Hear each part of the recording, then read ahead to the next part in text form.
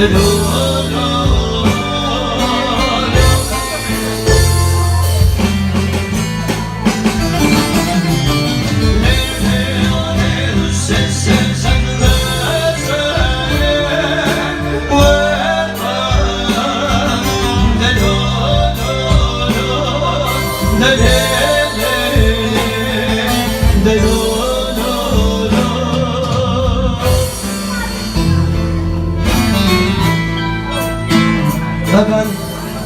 ben deliyim,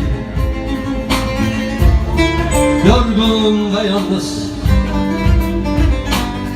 Sahnelere misafirim, gecenin gözleri her dem üzerimde. Denizin ortasında küçük bir adayım ama yüzme bilmem. Yüreğimi bir yerlere bırakmışım, bıraktığım yerlerden çok uzaklarda. Kapıları kapatmışım üstüme, sürgüleri çekmişim beynime. Ey sabredenler iş, ne olur bana da sabretmeyi öğretsene. Ben deliyim, buralara ait değilim ben. Dağları sırt sırta vermiş bir ülkem, buzdur akan bir şehrim.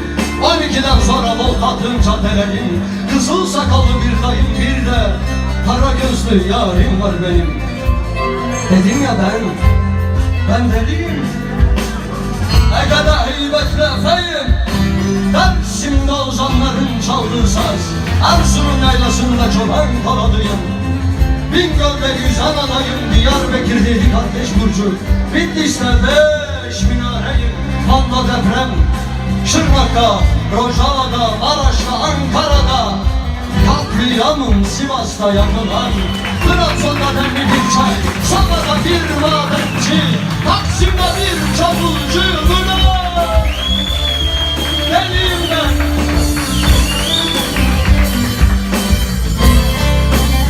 Söylemediğim düşüncelerim var benim. Çünkü duygularım sansüre uğratılmış. Her akşam ayrı bir meydanda, Atatürk heykelinin tam karşısında. Olmayan yarım aklıma dar ağacına asar, ipini kendi ellerimle çekelim. Niye? Ben deliyim.